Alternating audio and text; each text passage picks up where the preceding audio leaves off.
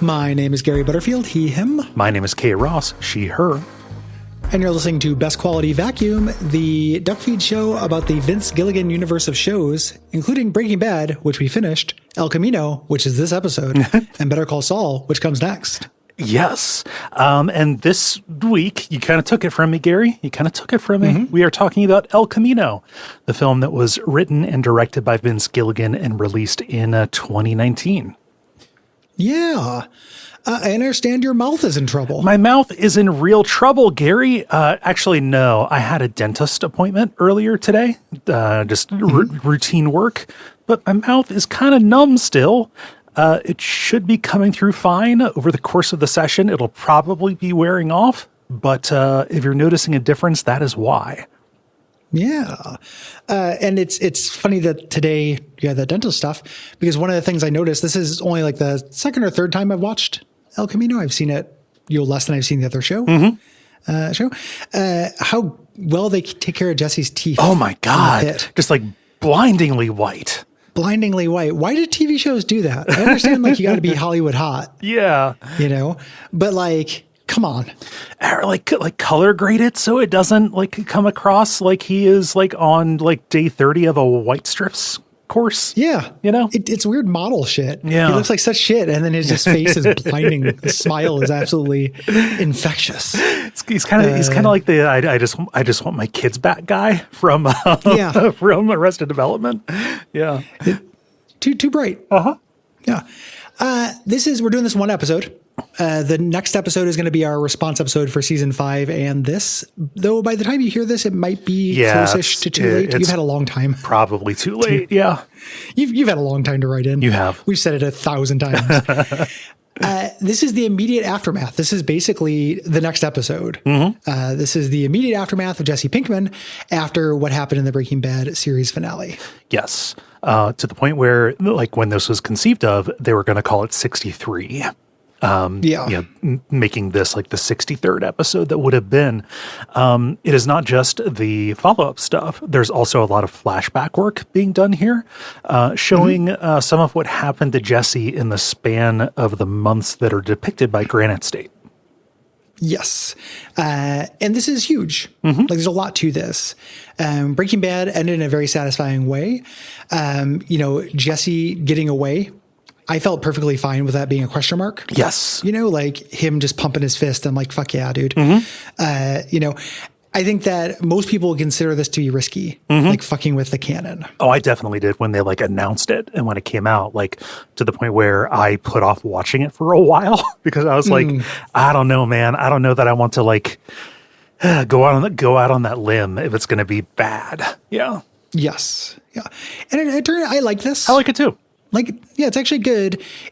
Necessary is rough. Yeah. Is like a rougher question, right? Like, this is a lot of what I would have assumed would have happened to Jesse. Yeah. If I was doing fan canon, it's nice to get more time with the characters. It's nice to see more of what Jesse's life was like during that. So it's good. Yeah. It's a good character focus, given that the last season focused so much on Walt. Yeah, and getting to see Jesse kind of as his own person now is neat because he is capable, like he's tough. He gets out of a really bad situation in this. Yeah, he's great. He does. He's very resourceful. Yeah. This does have like, nostalgia bait appeal. Like this is, a movie that is made for people who have seen the show. So you're going to... You can imagine watching this. Oh my God. Yeah. It's just an episode of the show. It'd be wild. Do I need to see 1 through 62 before I go see 63? Yes. Yeah. Actually, yes, very much so. Unlike every other time that question is asked, it's actually true this time. Yeah. So there's a little bit of this that is like, okay, it's kind of a tour of a bunch of characters, just bringing out the old familiar faces. But I don't know. I am a fan. I am not immune to being serviced. So, yeah, it's all good stuff, whether it's necessary or not. It was made quite a while after Breaking Bad ended, so people aged. There's varying degrees of how much you notice this. Yes. As you go through, this is going to be a thing in Better Call Saul as well. Yeah. The biggest thing I saw was people reacting to Jesse Plemons, who gained a little weight in between times.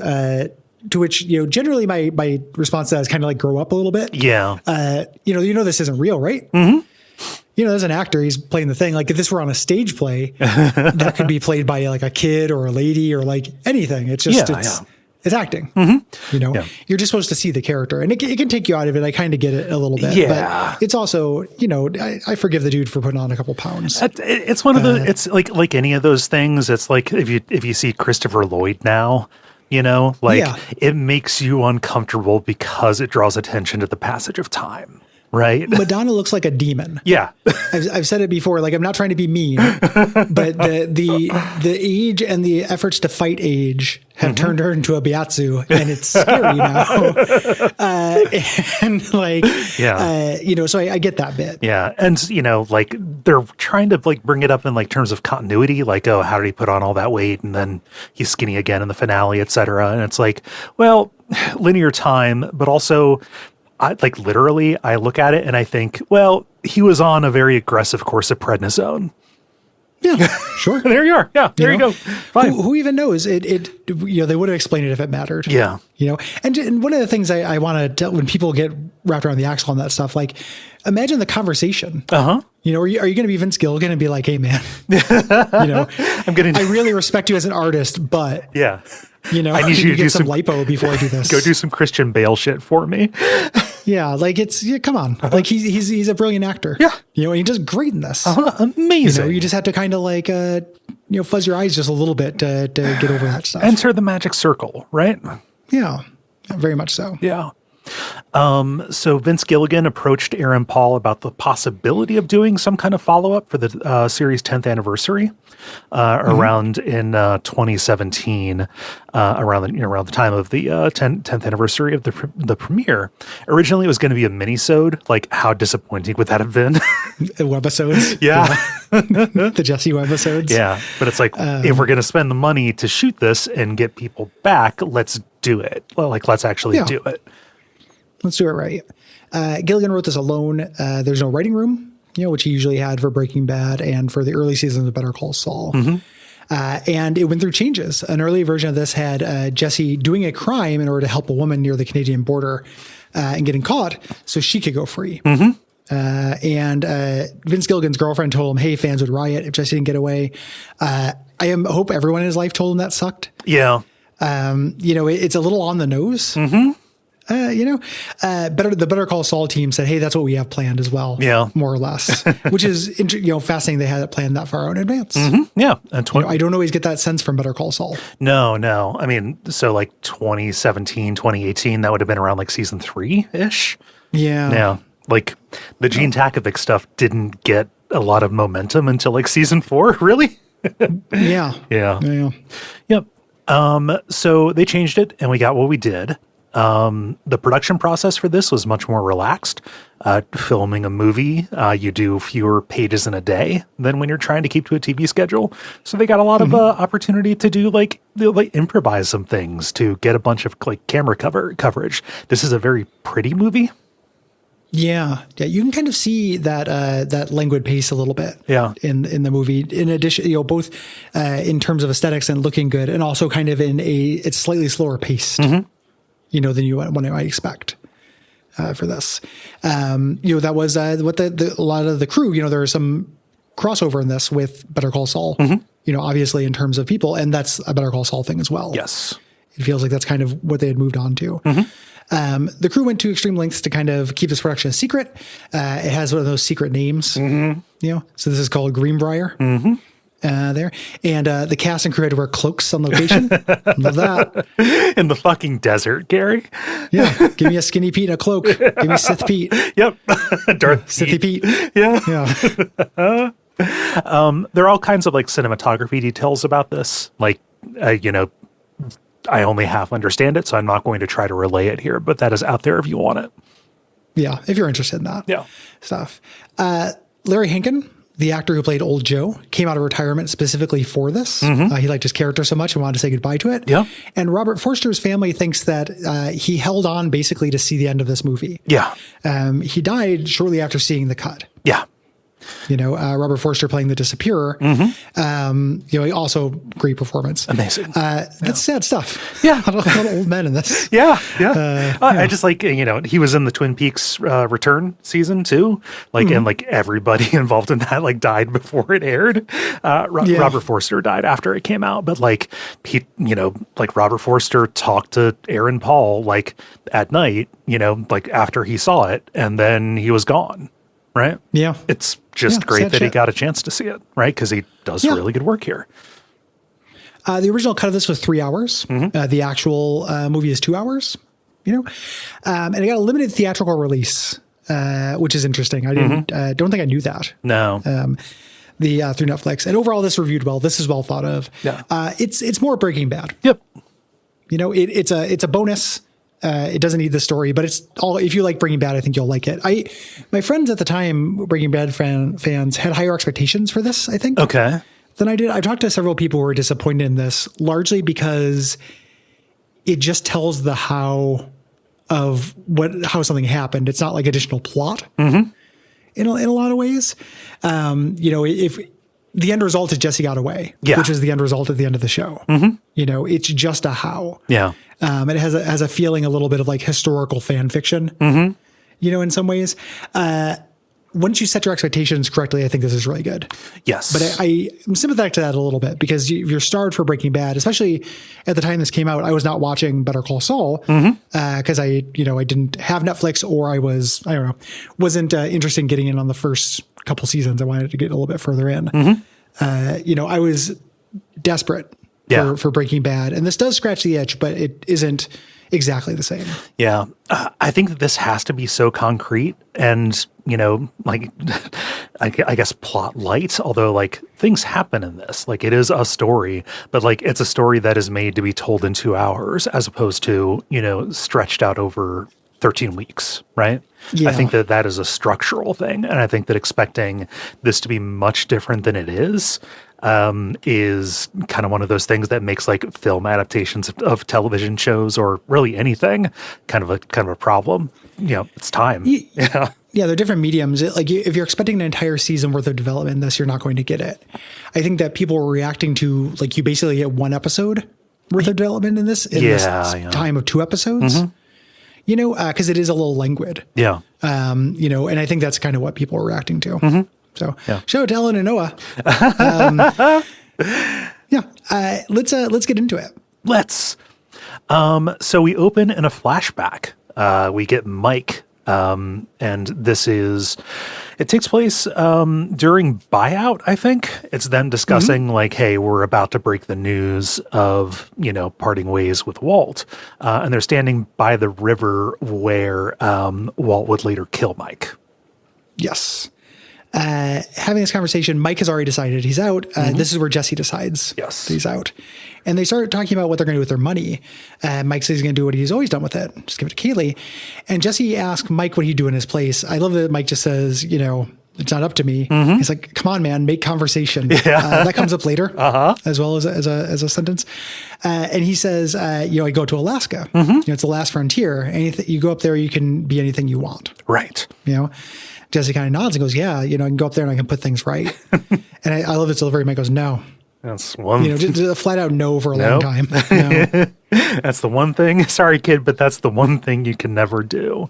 Yeah. Yeah. A little wild of Jesse to, spool that out to go that far beyond it. Yeah. We cut to him in the El Camino, escaping from the reason the movie's called that is because of the car. Jesse doesn't get a cool new nickname. No. El Camino also means the road. This is Jesse's road, road to Alaska or whatever. Yeah. Yeah. He's escaping from the Nazi compound, screaming, and this is where we left the show. And it does the thing that Breaking Bad does, which is to show you no, there are after effects to all of this stuff. He hits the main road and he ends up pulling off the road and just hundreds of cops. Yep. Show up. There's a huge shootout there. Hides in the car. He knows if he gets caught, even though he won't be a meth slave, he can't have that. Yeah. He doesn't have freedom. He doesn't have a future outside of the system if that happens. Yeah. there's a scene in the trailer and the teasers for this that isn't in the movie of Skinny Pete being interrogated. And he says something like, if you think I'm going to help you put Jesse Pinkman back in a cage, you know, like not being in a cage is the main want. Yes. Yeah. Just El Camino Spanish for the freedom wanter. Yeah, the freedom wanter. I was just thinking, like, okay, you can be like, you have the shit pounded out of you by Nazis in the compound, or the shit pounded out of you by Nazis in prison. Like, just make your choice. It's the way it's going to happen. Jesse does not want to be around Nazis. So like, we kind of cut to first person driving footage and the car crashes into a rock. This is Skinny Pete playing a driving game and bickering with Badger about like, you're apexing too soon. Yeah. Do you know what that is? I think it has to do with like accelerating through a turn. Okay. Yeah. I don't know what that means in terms of driving. Yeah. But yeah, they're giving each other shit. You know, Jesse gets there, he knocks on the door, and Skinny Pete just, you know, at first shows up and he's just like, who is, you know, can I help you? You know, you lost, and then recognizes him. Yeah. And Badger recognizes him. And all this stuff is perfect. Yes. Everything with Badger and Skinny Pete is great. Jesse says, listen, I need to get that car off the street. You know? Yeah. And we get them kind of dealing with this thing, like, a lot of empathy for Badger and Skinny Pete in this. Yeah. Like, what the fuck, dude? Like, just the immediate, like, tone changes that they go through. Like, we get a little bit of them, but like, oh, here's reality, right? Well, last time they heard he had gone to Alaska. And so they told Walt. They did not know he was still around. Yeah. Yeah. And here he is in such horrible condition, right? Yeah. And he's real hard to look at. Yeah. Yeah. And the stuff, except for his teeth, which are fucking beautiful. They gave him so many scars and everything, and they gave him better dental care than anyone listening to this will ever get in their life. Like, that's the thing you got to say about the Nazis, the compound Nazis, the gang, is they care about dental health a lot. Yeah. Like weirdly, dental is the only thing they cover. Yeah. And if you ask Uncle Jack about it, like, he's got some kind of folksy saying about, you know, your teeth and everything, but then you have to hang out with Uncle Jack. Right. Yeah. Hell starts with the teeth. That's what the Führer says. Yeah, it's like, all right, man. Yeah, cool. I appreciate the cleaning, but fuck. I love that Badger and Skinny Pete are housemates. Yeah, I like that too. I think it's a development. I don't think they used to be. No. I think we saw one of their houses before. I could be misremembering that. But I like that moving forward. Jesse, comes and sits at the kitchen table with his gun. He's eating a ramen cup noodle, and crashes in the bedroom, immediately falls to sleep. Yeah. And Badger and Skinny Pete don't know what to say. Yeah. Badger comes in and is like, hey, check out the TV. Skinny Pete says, no, I don't want to see what's on TV. He's like, it's the news. Yeah. Like you actually got to see this. Yeah. Like, is the news bad? Is it good? It's just, there's a lot of it. Yeah. Like, it's about what's on your bed. Yes. So we get a time lapse to morning, and oh God, who's this guy? Raimi? Raimi. Yeah. Was giving a press conference about Walt's robot machine gun rampage. Love it. Like, there was a device. The press asked about a person of interest who was liberated from the compound there. So just letting us know that they are looking for Jesse. Yeah. Jesse is in bed. He looks up at the ceiling, but instead of the ceiling, he sees the tarp covering his pit. Yeah. And he gets up and starts panicking, trying to get the windows open to escape. Yeah. Like, he's been tortured for months. Yeah. One of the reasons why I like this movie and needed Jesse to go free at the end of this is real scared of slavery and torture. Yeah. I'll be honest with you. Like, what happens to Jesse in this is one of the scariest fates for any of the characters. Yep. Including the people who get more pronouncedly fucked. Yes. What happens to Jesse is scarier to me than what happens to Marie, or what happens to Walt, or what happens to Ted. Yep. Like, it's the scariest thing in the world to me. Yeah. Yeah. You think, what's his name? Spooge got off easy, right? Yes. Like, Spooge got off super easy. Even kid Spooge, child Spooge probably got off easy. This is the scariest shit in the world to me. Yeah. Yeah. And when the finale aired, we're like, oh yeah, no, Jesse got away, but he's fucked. He's fucked forever because of this. We get to see him fucked. Yeah. Just he's having this freak out, and, Skinny Pete and Badger just rush in, and Jesse draws on them. He's like, who are you? What's going on? Just, he's not there, until he finally, sees them. Yeah. Skinny Pete gets him some new clothes and says, listen, you could probably use a shower to feel good. You need it. Church. Skinny Pete runs down all his cologne there. He's got all of it, including Tommy Hilfiger. Love. I got the obsession. It's the bomb. Yeah. Badger got him Calvin Klein's Obsession for Men for Christmas. Phenomenal. And they say like, hey, you might not want to shave because it might help you stay incognito. Yeah. Yeah. And then I love this bit of Badger, is the slightly less emotionally intelligent of the two. Yes. Yeah. In the scene, like he's having a harder time with this, right? And he's so nervous. This is like a kid asking teacher if she's married or something. Yeah. He's so nervous. He's like, Jesse, did they really? And he can't say it. And Jesse goes, what? He goes, did they really keep you in a cage? No. And he can't answer. Like, an incredibly fucked up thing to do. Yeah, yeah. Just like, okay, here's the unreality. Like, Badger even, like, seeing the evidence in front of his face, like, oh, well, actually, it was more of a pit with a grate on top, not a cage. Yeah, don't worry. It actually wasn't so bad. You should have seen my soiled bedding. Yeah. Jesse gets in the shower. We get to see all the filth running off him, but he shaves his head and his beard. Yeah. He's got to get this off of him. He leans against the wall, and we get this match cut of the Nazis spraying him down with a hose there. And we see all his scars on his back. He's freaking out still. He's still having flashbacks. Yeah. I love that shot of him turning off the water and then just like the steam like rising off of him as he like tries to recenter himself. Yeah. Scary shit. He looks at his face in the mirror, and we see all these scars on his back as well. Like he was, tortured. Skinny Pete is about to ask why he shaved, and then Badger cuts him off saying, no, looking sharp. Like this guy doesn't need your constructive feedback right now. No. I mean, maybe he didn't like looking at that face with a beard. Yeah. Wanted to feel like himself. And also there's something like when you go through something, people shave. You shave your head, you shave your face. That's a thing, like big breakups, things like that. You get everything off you. Yes. It is a real human impulse. So Badger asks like, hey, do you want a joint? And Jesse refuses it. And Jesse kind of has his eye on the prize now. Like he pulls a page from the phone book and asks for a burner from Skinny Pete. Like he has to go get rid of this car. Yep. So we cut to the junkyard. We see old Joe watching the news, and we see Jesse's file photo from when he was very young. I love that they put this right after seeing him decimated. Yeah. Reminding us of like what this house used to look like in terms of a person. And Jesse calls. He's, yeah, I know who this is. At this point, who doesn't? And we don't know how he's going to react, but then we see him pull up. The tow truck. I love this. It's on the house. Good kid, least I could do. You people gave me a lot of business back in the day. Old Joe is so solid. Like just like the first third of this movie is just people being incredibly solid for Jesse. Yeah. I love it,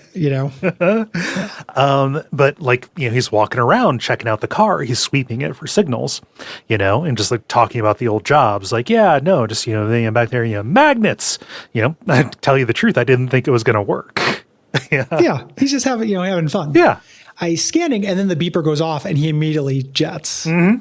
There, and they all follow him. What the hell? Yeah. And he says, "Listen, that there's a low jack that's inactivated. The cops are coming, as in here, as in now. I'm fleeing. I suggest you do the same." Yeah. Low jack also being how they, track down Jesse to get the Juco. Yeah. Yes. And Jesse apologizes to Skinny Pete, like, "Hey, I brought the cops here." Shit sucks. He's about to go get in the car to run, basically. But Skinny Pete stops him. Skinny Pete has a plan. Yeah. A really good plan that ends up working if Better Call Saul is to be believed. Yes. Yeah. So Jesse takes Badger's Fiero, a car that Badger likes and Skinny Pete makes fun of. I don't know what's wrong with that car. I don't know what's wrong about cars. It's just a little dorky. It's like kind of like old style. I just, again, love the trend of Pontiac taking a real beating in this universe. Badger is going to drive Pete's car to the Mexican border. And hide it, but not hide it so well that the cops can't find it. Yeah. What they'll say is that Jesse came along, they smoked a bowl, and they traded cars. He says, "Listen, I've always wanted an El Camino. If they put me under lie detector, that's church. Yeah. It's the truth." And, Pete asks, hey, do you have any cash? And Jesse doesn't, and came here just with, whatever was on his back. So, like, Skinny Pete hands over everything he has. And Badger starts, like, counting out. And he says, no, like, give everything. Like, this ends up being a lot of money. This is, like, $8,000 something dollars. It's everything they got from Walt that wasn't spent already, basically. Yeah. From Walt to be the snipers at the Schwartzes. Yeah, they send Badger off, and we get this very, very sweet scene here. Badger says, "Vaya con Dios, amigo," and as Jesse's about to go, Skinny Pete says, "Wait a minute," and gives him his beanie, like might help him disguise. And Jesse says, "Why are you doing all this?" And he gets so nervous about it. Yeah, like it turns into like a little kid. Like even like looks at his feet when he says this. Yeah, it's like, dude, you're my hero and shit. Right? Badger and Skinny Pete are baby. Yeah. And they must be protected. They are baby. I love the innocence of that. Like, also, like, Jesse shouldn't be your hero. He got you into a lot of trouble, actually. And he's done a lot of morally complicit shit. Yeah. In the worldview of these dudes as to what is cool, Jesse's exceedingly cool. He's a legend, right? Yeah. Everything that he had done that was super traumatic for him and made him want to suicide was cool to them. Pete gets in the El Camino to move into the driveway, and he's just kind of like rubbing his hands along it. Yeah. Sweet little bit. And as Jesse's pulling away, we see every cop in Albuquerque go to Skinny Pete's house. How many robberies happened? Like after you see this, it must have been like 50 cars. It's ludicrous. Yeah. And we get a flashback. We start now kind of in the middle of the movie. We're going to be jumping back and forth between present time and kind of a major incident. Yes. Todd comes to get him. It's, morning. Asks like, everything good? Everything good. He lights a cigarette for Jesse and then sends it down on some twine with a binder clip. This is all of the characterization here for Todd is great. Oh, I love it. Todd does not see other people as people. No. To him, Jesse is another tarantula in a cage. And he does not understand in any way, to Todd, the world is that which is the case. There is no reason why Jesse should have any feelings about this. This is just how things are. Yeah. Why wouldn't you just make the best of a good situation? Why can't we just talk? We're both in the situation. You're in the situation. We know each other for a long time. Like, why might as well be pleasant? Yeah. And he doesn't see any difference between that and like a coworker, or anything like that. That's the same kind of shit that he did when he killed Drew Sharp. Right. He did it without thinking. It was just casual as part of the job. He does not think of people as people. No. And does not at all notice how fucked up the situation is with Jesse. Right.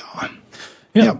And he is making small talk about the weather, talking about precipitation percentages, right? And Jesse just being mostly silent, but sometimes lobbing it back. He's like, those guys aren't always accurate. The weather is just this twisted circus mirror version of a water cooler conversation. Todd says, guess what? We're alone for the whole weekend. Jack took all the guys to Elephant Butte to enjoy this new speedboat. I'm not really into speedboats. Listen, I was wondering if you could help me with something. I love this too, because Todd's breaking the rules. Yeah. Todd shouldn't be doing this as a thing. So he's a little nervous as well. This is the whole movie is full of people kind of regressing to childhood. Yeah.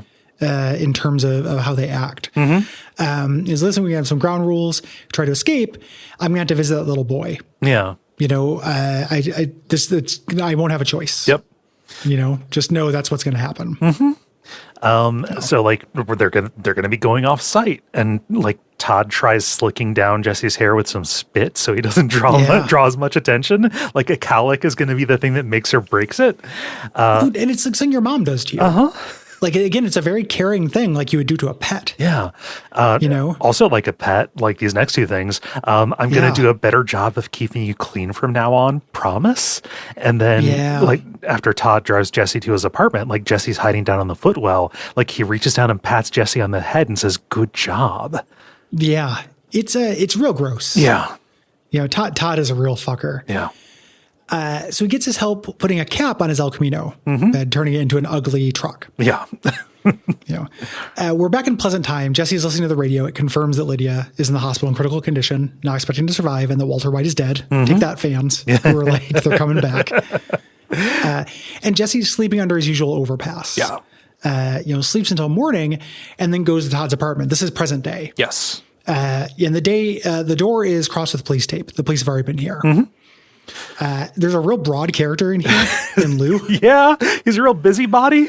Yeah. Yeah. We got Lou. Yeah. It was a straight up like Call of Cthulhu DM, like rolling something on the random encounter, like a busybody neighbor. Yeah. He's watering the plants. Jesse barely gets in time. And instead of seeing what it looks like now, we flash back to Todd's apartment, back when he was, still alive and in control of the situation, and, he's rich, right? They've been doing crimes. He's living pretty well in this kind of nice, but very creepy apartment. Yes. He's talking to the old guy, and Todd comes back in saying, "Oh, that guy's always lurking around being nosy." I mean, he was in Vietnam, which I totally respect, but still, Todd.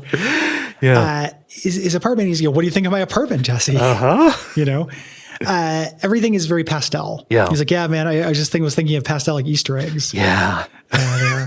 Just, man, like just the character study in this apartment, just, like the way that it presents. Yeah. Oh God, all the soup, like that little, like, just like Ted Cruz detail of like all of the Campbell's soup that he survives on. Yeah. Yeah. So Todd says, he talks about painting it, and he's like, Jesse says, "Is that what you need help with?" He goes, "No, it's not that. Well, maybe if we have time." And he goes, "It's actually this." He brings him to a room, and there's a dead woman on the floor with a belt around her neck, and Jesse freaks out. Yeah. As well you would. He reacts like a human would to seeing a strangled person, by surprise on a living room floor. Right. Yeah. And Todd, I love this. Like, please don't make me feel worse than I already do. I don't really want to talk about this. It's just, I don't want to talk about my bad haircut. Exactly. Like this corpse on your floor. So they roll her up in a rug. Todd remembers to get his belt, puts it back on.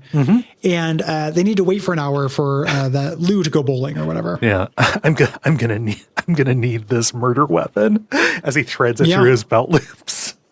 Yeah. Can't leave that evidence, and also needs a belt. Offers Jesse some soup. He's got chicken noodle and chicken and stars. That's the detail that I love in this. It's the same soup.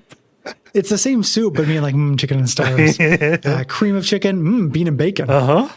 There. And Jesse doesn't want the soup. He can't just have a meal, while this woman's here. It's weird. Yeah. So he says, "What did she do?"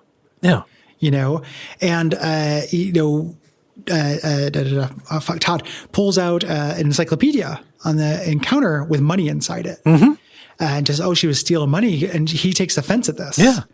Like, no, like, she's great. Don't talk ill of this woman I killed. Right. She was honest as the day is long. Like George Washington honest. Gee, shucks. But we found it. Yeah. And I can't have anybody finding it.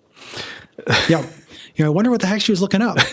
Maybe M for Mexico. Maybe is what he says because it's the M. She doesn't speak English, so she might have been looking at the World Book Encyclopedia entry for Mexico. God, just like the fact that he has no interiority means that nobody else does. It's a really good character portrait of him. And they're gonna take her and bury her somewhere. He's like, "Where are we taking her?" And he's somewhere pretty. She'd deserve that. Yeah. It tells Jesse to go put the book back in his bedroom, and Jesse notices the terrarium holding Drew Sharp's tarantula. Yeah, like his weird dark bedroom that we never get to really see all of back there, full of snow globes and like Precious Moments models. He paints it's like Warhammer, but for old ladies. Yeah, the snow globe things. Like just one of my favorite little lines from an Aquid comic is, "Yeah, he's definitely picturing a simple apartment decorated with owl posters." Yeah, this is a simple apartment decorated with owl posters. Yeah. It's very funny.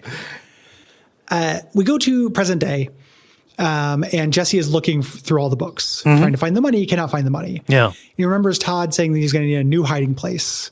Jesse says they got these things called banks, and Todd doesn't dignify that with a response. says, no, I think I've got the perfect hiding spot, but it's going to require some engineering. Yeah. Nothing beats cash on hand. That's what Uncle Jack always says. And so he's using this clue to try to find the money. Yeah. And we get kind of this montage. He's searching using his lighter for light. He doesn't want to draw attention by turning on the lights. He feeds the tarantula, Drew Sharp's tarantula, just because, can't let it go hungry. A stay of execution. Yeah. He checks inside the fridge first and then completely tears the place apart. Even checking under the sink where he would have hidden his own meth. He checks behind a baseboard. Where he was nuts. Yeah.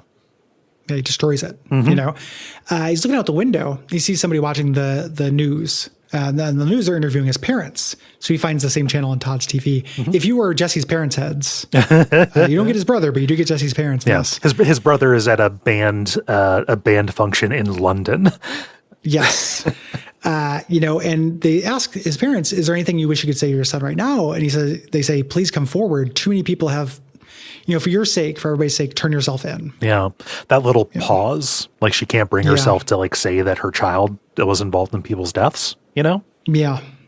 Not a bad instinct for somebody who's outside the life, right? Yeah, not at all. It's what any parent would say. I feel like. Yeah. So we flash back. It's Todd whistling for Jesse to push the cleaning lady's body out the window. The way that this just falls and hits the ground. Oh my God. A little detail I like is Todd driving along. He listens to AM Gold. He listens to songs from the soundtrack for the Netflix original series Dahmer. Basically. Yeah. He's a real big yacht rock fan. Yeah. He's just singing it along, sharing the night together. And it's a sweet song. I love AM Gold. I love that shit. And somebody comes by and he does the honk honk sign. It's fucking mind of a child. Yeah. And Jesse just sitting there, just not sure how to react. I mean, being off the compound for the first time in possibly months. Yeah. Right? Yeah. They get to a place. Todd is smoking while Jesse digs the grave. The fact that Todd doesn't pitch in, he still understands who does the labor here. Yeah, he's still a dog. Yeah. This is the job. This is the dog's job. Yeah. But they did go to a beautiful place. They're surrounded by hills. It's in the Painted Desert in Arizona. Yeah. And Todd says, Jesse, do you want to say any words? And he goes, no. I didn't know her. Yeah. The woman you killed? For no particularly good reason? Fuck, man. No. So Todd gives his words, just saying, "Oh, she was nice. She was an excellent housekeeper," and that was it. Doesn't have anything additional, nothing inside him. And some part of his body, he knows she didn't deserve this. Yes, but that part of his can't escape. This is it peeking through. Yeah, he sends Jesse back for some cigarettes in the glove box, and he has a gun in the glove box. Jesse grabs it, and I love this scene. Yeah. Todd just I'll take that now, Jesse. I'll take that now, and you won't give it to him. This caused a lot of chat online because ultimately, Todd convinces him not to shoot him, steal his car, and do El Camino now. Yeah. He says, listen, on the way home, I was going to get us some pizza, maybe a 6-pack of beer. Doesn't that sound good? Because you earned it today. You really did. What kind of pizza do you like? Treating him well here. And I think people who are oh, why didn't Jesse just take the gun and then go save Brock real fast? One, as much as it might be fun to have him and Brock on the road running from Nazis for eternity, I understand why that's not a very satisfying story and why Jesse wouldn't do it. Yeah. And two, he's been tortured. Yeah. A lot. When you're tortured and somebody offers you something nice, it's not Stockholm syndrome, but it does something to you. Yeah. It changes your expectations. Again, though, there's, regression here too. Right? Yes. He has not had to function as an adult. He has, not been getting anything. I think it's oh man, it was back in the main series where he was rewarded with just the scraps of whatever ice cream was left. They gave him a little bit of both of the ice creams. Yeah. And Uncle Jack told us not to do it. And we're going to see him actively tortured later in the episode as well. In addition to this, when people see the scene, they're oh man, he should have just shot him and bolted. It's well, yeah, but Well, you're playing the character like an RPG. Like that's player knowledge, not character knowledge. Yeah. Like, it is so heartbreaking and well performed, and it feels appropriate enough that like, I am not going to like rip it apart with like, here's how I would have optimized my strats. Wait, you can't be in the same situation. There's no optimization, Not you, I mean, anybody. Yeah. Doing this. So Jesse just answers. He goes, pepperoni. And Jessica and pepperoni classic. Yeah. Classic. And Jesse kind of like cries and loosens his grip on the gun. And again, this moment, Todd takes the gun and tries to comfort him. Kind of grabs him by the shoulder, almost tries to embrace him. Like, there, I forgive you. Yeah. He grabs him and he says, hey, look at that view. This should be a heck of a sunset. Uncle Jack says, life is what you make it. To a person who has no control over his own life. Yeah. Absolutely brutal. Yeah. Back to the present, Jesse's doing his search, ripping up the carpet, yanking out fixtures. We get a little overhead view, a little stunt view, like a Sims, like a Hotline Miami kind of thing. Yeah. That was cool. Like, I'm not made of stone. It looks neat. I think this is the kind of thing that the people I talked to who were irritated this episode were irritated about, like the time lapse tricks and stuff, the cinematography, stuff like that. That is neat. But they wanted more things to happen, which I get. I kind of get. I'm at peace with it now, but I understand that impulse. Yeah, it's like an 8-second shot. Yeah. Well, it's like we've already seen this happen as well. Yeah. We've seen him tear apart the place. Oh. Eventually he sits against the fridge, bangs his head on it, and hears a sound. Starts ripping out the shelf inserts, and a wad of cash falls out. Yep. He's found it. Like, he has money. He has what he needs. And then there's a knock on the door, and two guys very clearly dressed as policemen, like it's just windbreakers over street clothes, come in. And they come into the apartment, and Lou, the old man, floats by to offer additional information, and to talk the ears off. He wants to be like this police hero, like, oh yeah, no, I knew him, never trusted him. Yep. I already helped those other detectives, but if you need more help, I'm just down the hall. I know everything. He wants so badly to make this about him. Yes. The way old men do. They close the door on Lou, and they put their gloves on to do the search, and they see that it's already been ransacked. Yeah. They think the police did this here. The redheaded guy comes back, the assistant to Candy, comes back and sees the tarantula tank. And sees one of Todd's snow globes. He's like, yeah, no crazy in this house. This is normal. It's like there's a mini-sode that shows Todd making this. Also making your own snow globes. Good Lord. Fucking, yeah. Again, in terms of TV tropes at its worst, he moves the heat lamp and doesn't put it back, which a lot of people are like, oh man, that's real nightmare fuel because that tarantula is going to die from not having heat. And I'm like, the tarantula is going to fucking die. Yeah. I don't think the police would have left it there. I think if the police search an apartment, they don't leave living creatures there. Yeah, maybe. But at the same time, like, Jesse gave him a stay of execution by feeding him. He's going to starve to death because he's just alone in this apartment. Yeah. He's going to start paying rent. Like, what do you think was going to happen to that fucking tarantula? Yeah. I don't know if there exists like a tarantula rescue or not. Yeah. Yeah. I mean, you can do something. Yeah. But the snow globe, it's supposed to be Todd and Lydia. You see that there are hearts floating instead of snow. Did you know that if you drink the stuff inside of a snow globe, you will die almost instantly and extremely painfully. Yeah. No, you're right. Sorry. Shit. You had it right. It's a very quick and very like terrible death as your kidneys melt. What is it? It's not propylene glycol because that is what you vape, but it is not that. Okay. Yeah. So you could vape the inside of a snow globe. Oh, no problem. Yeah, you want that inside. Okay. That's how you get the ice powers. Yeah, you got to vape it. That's how most of the X-Men came from, experimental vapes. It's basically antifreeze is what it is. Okay. Gotcha. The redhead guy bends down to pick up a prescription bottle, and Jesse draws on him. And, I'm no cop killer. If you be cool, I'll be cool. Call back to your partner. And I love this. Jesse doesn't realize they're not cops yet. Yeah. So this redhead guy, who is a real piece of shit, does something really smart. Instead of calling to his friend, he actually says, Lieutenant. If it's just them in the apartment, there's no reason for him to do that. No, not at all. You know, so he's signaling to Candy that there's somebody else back here. You know, and Candy just kind of like creeps back and asks like, hey, what's waiting back there for me, Casey? Yep. And we get in this kind of like standoff there. You know, Neil says, what are you doing here, Pinkman? Or immediately recognizes him. Jesse doesn't think this is weird either. He's cop would know who he is. He's a wanted man. Yeah. Yeah. They're like, they start talking about having backup downstairs. You know, if we, like people are going to come up here. We got, 7, 8 guys. I heard it was 9. Like really, again, a lot of thinking on their feet. Like Neil and Candy ends up kind of, nailing this. Yeah. They convince him to give up. You know, and he does, okay, I will go to jail. The cops are here. Like it's not a Nazi torture prison. This is going to suck, but I'll go. They get him on the ground, but when they start tying him up, they tie him up with an extension cord. And Jesse goes, how about some handcuffs, Just like, great little soundbite there. Yeah. Casey sushes him and he figures it out.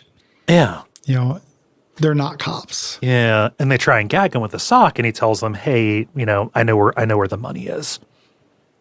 This is when Lou comes to the door. Says, listen, I thought of some more information. The thing he found was a note. So he's for a handwriting sample analysis that he can do. Casey, the red-haired guy, goes and talks to him while Neil has Jesse, show him where the money is. So the actor for Neil, it's kind of weird to watch because he looks just enough like our friend Zach. If he was like a little bit heavier, that it like tricks my mind a little bit. Yeah. Yeah. Weird. He's got that look for sure. Yeah. But also like he's, just, I don't know, like kind of an unnerving presence.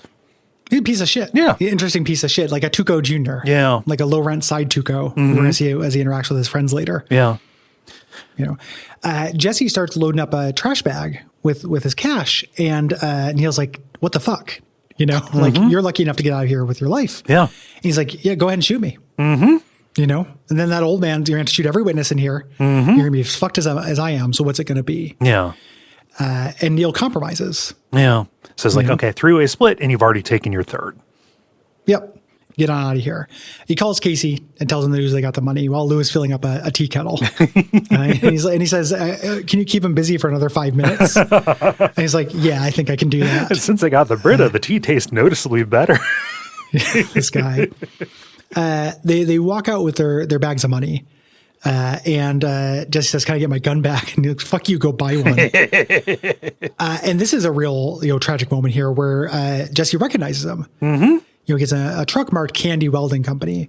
And Jesse's like, I know who it is. And he kind of shitty and grin. Like, I was wondering when you were going to remember who I was. Yeah. When you're going to remember me. The amount of glee that Neil takes in like kind of like just having Jesse like literally twisting at the end of a line is again real unnerving. Having him, the joy he takes at have been part of the torture, like he's into it. Sucks. Yeah. So Jesse has been going around checking for like vacuum repair places, seeing which one is the one. And he pulls up to the last one, best quality vacuum, and he sees the red van out back. He was told to expect the red van. So like, okay, this is a connection. Yep. And he actually saw the van. Like he was told to expect it, but he saw it and walked away. Okay. Yeah. So he heads on back inside. Ed is with a customer who does not want to buy a new Dyson, just being a good vacuum guy. So like, the customer leaves. Why don't they make things to last anymore? You're singing my song. Singing my song. I bet you I can fix that. It'll be less than a new Dyson. I'm not paying for the color. I hear you. The customer leaves and Jesse turns the sign to closed, locks the door. Yeah. And Ed just, you shouldn't, please don't do that. I am open for business. Ed on some level knows what's going on. Yeah. But he knows what this guy looks like. He was one of his clients. He made a fake ID for this guy like a year ago. Yeah. Or whatever. He's got to, he's got to keep up the facade, right? Yeah. And, try to contain this problem. And Jesse walks up and he's all twitchy and nervous. And he's like, I'm looking for a Hoover something, a filter. Look, I don't remember the exact password, but it was a vacuum thing. And he says, Ed says, I don't know what you're talking about. He pulls out his money and starts putting it on the counter, puts $125,000. He says, look, I'm not wearing a wire. And Ed doesn't respond. And he says he does what he needs to do. You know, he apologizes as a professional. Yeah. You know, I'm sorry for not being there for that pickup. You will never know how sorry I am for that. Like, that would have been a different life. Yeah. You know, imagine, right? Like being confronted with one of the singular decisions that result in that much pain. Yes. Yeah. You know, and this kind of cracks Ed a little bit. Yeah. Says, you owe me for that first pickup. You know, the money that he put on the counter, that's previously owed. Going forward, that will require another $125,000. Yeah. And Jesse says, shit, okay. You know, he pulls out the rest of his money. He's got $123,000, including the money he got from Skinny Pete and Badger. You know, he's $1,800 short. And he's at no deal. You know, agreed amount or no deal. Yeah. Ed starts packing the money, saying, listen, you want some advice? Travel at night. Take this money. You can get really far with it. Yep. With a little luck, you'll be okay. Yeah. Yeah. You know, you have to leave. Yeah. And, you know, Jesse is trying to play for sympathy, you know, saying like, hey, you know, you don't understand. They kept me in a cage. You know, they killed this kid, blah, blah, blah. You know, he says, you know, from where I sit, you made your own luck, as did your partner, as did your lawyer. You said it yourself, a deal's a deal. Right? Yep. Like and Jesse tries to hardball him. You know, at this point. And he says, I'm going to stay here. Ed grabs the phone and calls the police. So there's a young man who's in there. Jesse tries to get him to stop. Ed gives the address. And then Jesse says, oh, no, that was a fake call. There. And he comes in using experience he knows from calling 911 on Jane. You know, when Jane died. It's like, listen, you know, that's not how 911 works. You can't just hang up. Yeah. They tell you to stay on the phone. And then if you don't, they call you back immediately. Yeah. You know, so next time you do that, try to fake it better. You know, like this is classic Jesse coming back out. Like he's got his cocky swagger, which should be it's a signal like, okay, something is going to happen. And it does, because he's like, you know, being kind of smug about it. And then the police pull up front and Ed says, well, you got to love that response time. And he immediately bolts. You know, funny moment. Yeah. You know, there comes back for his money. Ed covers for him, he's like a 6'6" guy with an interesting tattoo of a bug over his eye. It was an insect over his left eye. Insect of some kind, interesting tattoo. And Jesse calls and says, listen, a deal's a deal. Your word is your bond, right? You know, and he says, yes. He's like, I will get you your money. Yeah. He knows where to get it. He knows that he has to go after Neil, go after Candy. Yep. We get the kind of scene. Let's say I was going to cut something. From this movie, it'd be this.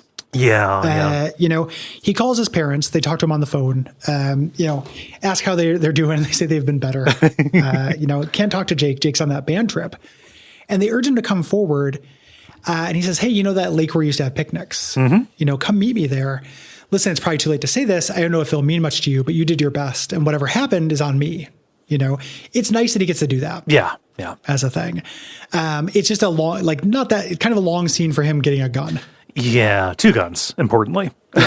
Yeah. He's doing this, like, if his parents played a bigger role in the series, I could see this being a bigger payoff.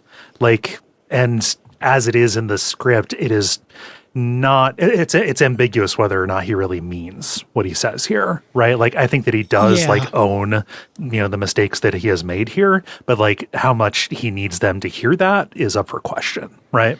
It's also a thing where I was expecting him to be looking for money. Yes. Yeah. The first time I saw it, and like they could have, it's not, $1,800 is a lot of money just to have in cash, but it's not so outlandish. Yeah. And like they have jewelry and shit like that. Like it feels like he could not do this wildly risky plan. You know, if he was going to do this, like if he did not want to risk going to his parents thinking, oh, they're going to be watching my parents or whatever, I could see this not being there and him just getting a gun another way and doing the plan. It feels like this short circuits the need for the plan. Yeah. You know, but Breaking Bad's kind of a Western and we haven't had a shootout. You know, we need to have that. Yeah. In this. And it's a great scene. You know, it just kind of takes me out of it a little bit. Just a little bit. You know, he hangs up, he rips his burner apart, and then like waits for them to leave and watches a stakeout car follow, and another stakeout car stays behind. Yep. But he sneaks in, gets the loose key, gets into their safe. They change the combination from his birthday to Jake's birthday, which is sad. And then finds 2 guns inside, a Luger, a 22, and a compact revolver. Yeah. They looks up the address for Candy Welding. And he goes and he sneaks through the fence. And Neil comes outside to guide some strippers in. They just got a huge payday. Let's throw a party for our dirtbags. Yeah. The bouncer shows up. This is the guy from Better Call Saul, Man Mountain. Yeah. One of the bodyguards. Yeah. Was hired by Price. Clarence. Yeah. Yeah. Candy says he's going to do all of it. Give me the perks. Yeah. The perks are extra. I want those perks. Yeah. Scumbag shit. And him saying this, doing this kind of like, perks are extra, gives, Jesse has a flashback to how he knows him. yes, which is after Jesse tried to escape, they brought Candy in to reinforce like the chain rail that he was on, like dog run kind of thing. Like, I don't even know what to call that. His like torture leash. It's a dog run. He talks about it being, you could like hang a 747 from it. Yeah. So probably for hanging heavy machinery and moving it to work on it. Yeah. He's a professional here, but Kenny's very critical of this. It's like, listen, Jesse, we have a unique situation. He tried to rabbit on us once, and I figure he's going to find a way to break this thing. Yeah. Do you stand by your work? I got 50. And he's like, yeah, I'll take your 50. And also, I'll put up more of these josts. And flywheels and wing pivots, fish plates, and these diagonal parts, diagonal parts there. So this is a horrible torture thing, treating Jesse like a dog. They tell Jesse to run and try to break it. I love Todd being like, well, if he breaks his legs, he's not going to be able to cook. Yeah, so they take off his leg irons. Yeah, and this looks like it hurts so bad. Yeah.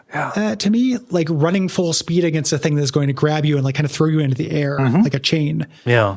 Here, and just makes him do it again and again. Run, boy! Screaming at him, like chasing him along again, like a dog. Just the even just like the humiliation on this, right? Like, oh, here's a stranger. Probably anybody from the outside. I would hope they would be saying, no, they're a part of it. Like, all that Candy needs to hear is that he was a rat. Like, okay, yeah, no. Yeah, he doesn't even need to hear that. He gets told that. At first, he's just like, oh, it's complicated. Yeah. Like, imagine seeing this and just being like, none of my business. Yeah. Like, as long as I get my 50. Nothing to be concerned about. Yeah. Okay, there's a rat. That's all you need to know. Yeah. Horrible. Jesse waits for the strippers to finish up, and they had a bad time. They just want to go to bed and watch TV. Yeah. And the guys are drunk and high and storing rails of cocaine off a mirror. And he comes in before everyone knows, before everyone notices. I really like it. Yeah. Casey turns off the music and everyone sees that he has walked in. Yeah. It says like, hey, I'm here for more money. My split wasn't enough. And he'd like need to say like, no, I'm doing this. Like, I'm asking for this as a favor. Like, I just, I need it. And Neil has complete control over this crowd. Yeah, that's the Tuco bit. Yeah. Like Casey, the redheaded guy, starts going, split. You gave this motherfucker some money, and Neil just, shut up. And then eventually has to get more and more menacing with him. How do you plan to pull this off? And they're all like high on coke. Yeah. And that's the only reason this situation happens. Like nobody who is not like just completely out of their mind on cocaine agrees to a shootout. Yes. I think that generally that's cocaine ideas. Call it cowboy powder. That's why. Yeah. I'm not here to rob you. It's a favor. And Neil, he has a gun for protection. Neil laughs at his gun. He's like, oh, you got a 22. It's Luger. Well, how about, we got some empty beer cans around here. You want to go plinking? Plinking. Yeah, you want to go plinking. It is a bad gun. Yeah. I love this, laughing at his gun as though it wouldn't suck just terribly to be shot with a 22. Yeah. It's my understanding of guns is like a 22 or a 9mm, like it doesn't have stopping power if somebody is really determined. But you get shot in the head or face. Yeah. Like you're still kind of done. Like it's still pretty risky. Yeah. It's still a gun. You're still shot. Yeah. Casey keeps trying to threaten him. He's like, if you give him $1 more, and he stands up and gives him the Tuco stare until he stops. He closes the door, so everyone is kind of trapped in the room with him, and says, listen, let's do a shootout like the Wild West. Yeah. You're 22 versus my 44. Winner take all. Where is your money? Oh, it's in my car. My money's over here. And these coked out douchebags like all scoot to the side. Yeah. And this is great. Like they have a tense, this is really good. They have a tense standoff. You get the steely eyed look, and the hand kind of hovering near the holsters or whatever. And Neil draws first, but Jesse, he doesn't have to draw. He already has his hand on the smaller revolver in his pocket. Yes. Yeah. Shoots through his jacket, points at him, and kills him. Casey reaches for a gun, and Jesse picks up Neil's gun and shoots him in the head. They shoot back and forth a bunch. I love it when movies and TV shows show how hard it is to shoot moving targets. Oh, yeah. Yeah. Like everyone thinks they can just do it because they played Virtua Cop, but like it's difficult. So he eventually ends up killing Casey, killing the red-haired guy. There's the 3 remaining guys all come up and give them their IDs and names them and says, listen, if you do this, I'm coming for you. If you say anything about this. And the last one leaves, goes, hey man, you're on fire. Yeah. Because he set his pocket on fire with the gun. Firing a gun through it. Oh, Skinny Pete's Ford jacket. Yeah. And Jesse has won. He goes and he grabs the duffel bag of cash from the drawer that Neil pointed out, and then rigs up some welding torches to blow, so that the immediate evidence is hidden, right? Yep. And then does a kind of cool, slow walk away in front of an explosion. Yeah. A little bit. We get a flashback to Jesse taking an ice bath in a hotel, and then being on the phone and flirting with Jane. Here. And we find out this is right after 4 days out. He's in a hotel with Walt. Yeah. They had just got the RV restarted, and they're making their way back. Yeah. They stop at a diner to have like a salad bar buffet lunch. Jesse gets in a yab bitch after he loads up his plate.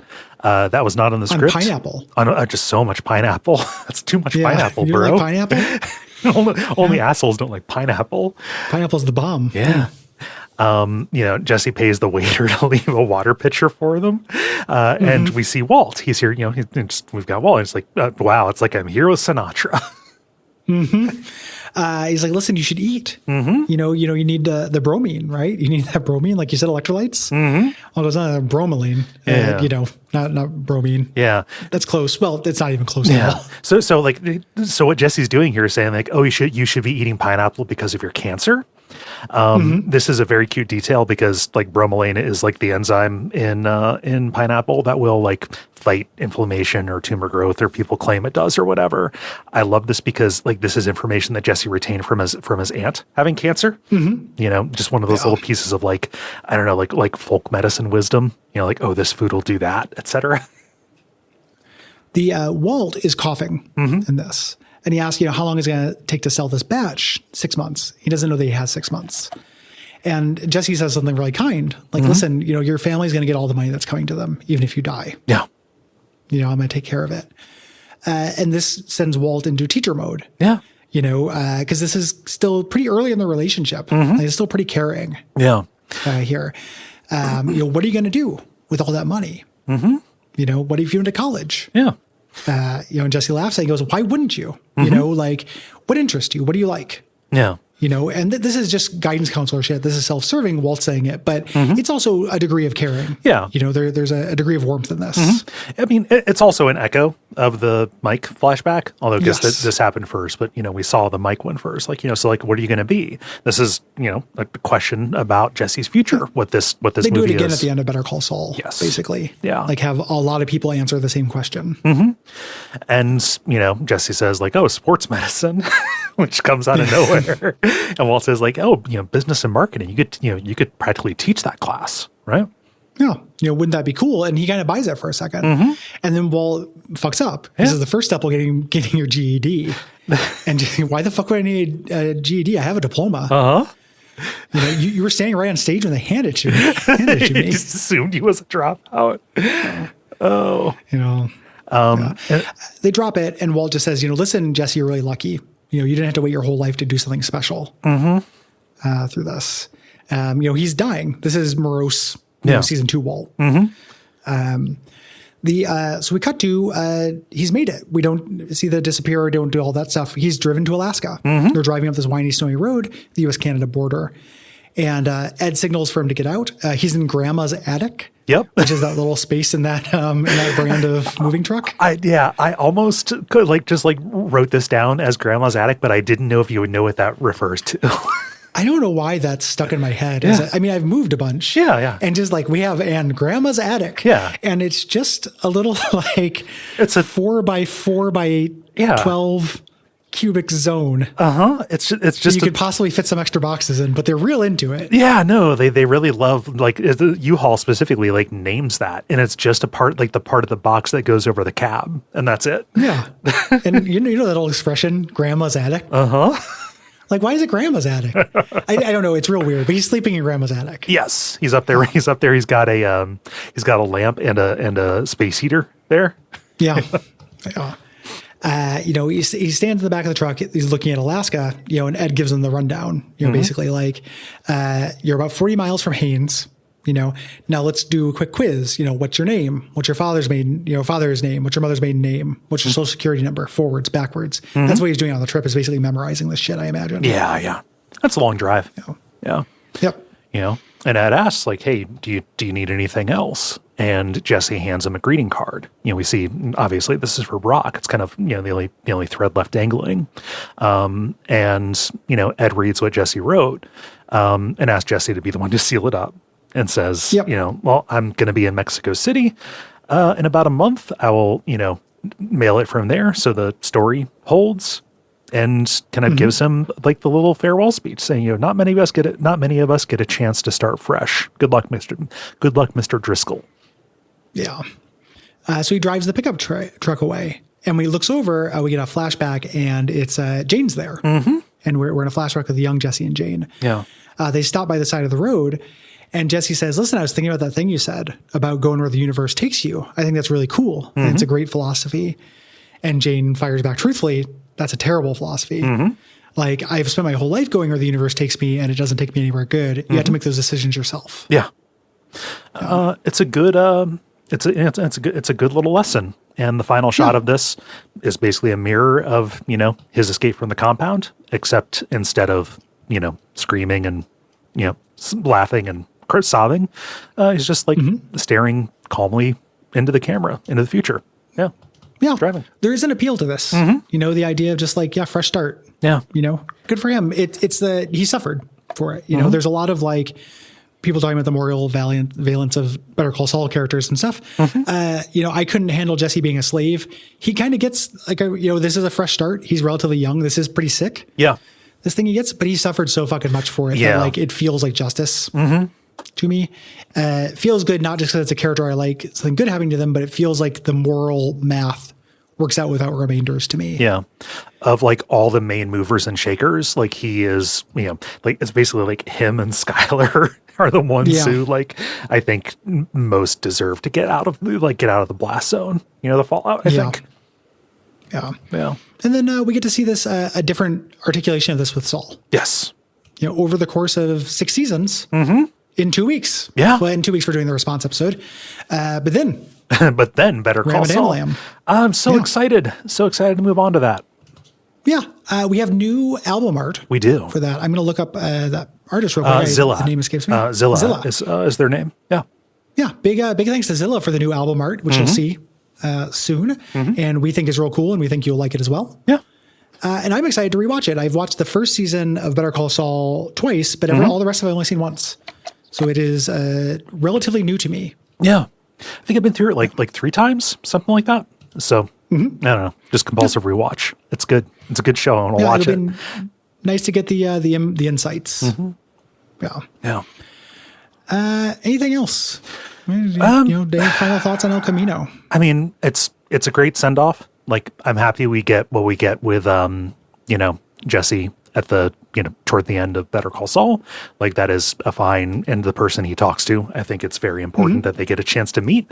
But I'm happy that this is chronologically the last thing we see. I don't need the story where he's up in Alaska and his old life comes back to haunt him or whatever. Yeah, he slowly gets more back into crime. Yeah, no. The monochroma ha for Jesse.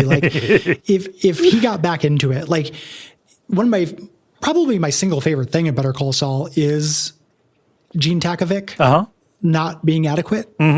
Like the way in that series, people who have done horrible things punish themselves by creating like life prisons for themselves, and varying people can take it or not take it. And Saul not being able to hack that. I really like. Yeah. I feel like Jesse could. Yeah. Jesse could. You know, he's ultimately been through more. You know, we're going to see all kinds of tragedies for Saul. But this is, I think it's again, the worst I think a character gets at. Yeah. Of the mains. Yeah, absolutely. El Camino, good. Yeah, quite good. If you're listening to this, it's too late to write in. We've given you so many fucking chances. Please. You know, if you want to be like, oh man, I meant to write in and I didn't, I have some sympathy for you. You know, but come on. Yeah. You had a long time. So next episode is going to be the DVD special features, all the El Camino special features we can find, and your responses to Breaking Bad Season 5 and El Camino. Then we're starting Better Call Saul. Yep. With Uno. Very excited. No break between the seasons or anything like that. We're just going to go. Yep. Thanks everyone for listening. We appreciate you. If you have friends who are getting into this kind of TV universe, send them our way. We would appreciate it. If you want us to keep doing this, if you like our shows, go to patreon.com/Duckfeed.tv. That is how we can afford to hire artists for cool new album art and how we can afford rent or mortgage, and stuff. How we can hire our wonderful producer, Gwen, who we would like you to thank. Keeps us going. Yeah. We require you to thank. But it's how we, if you want this spigot to keep going, that's how it goes. Yeah. Yeah. I forget how we sign off.